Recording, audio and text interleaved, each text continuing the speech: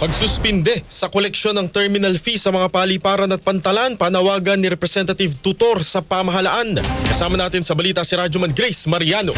RMN Live Report!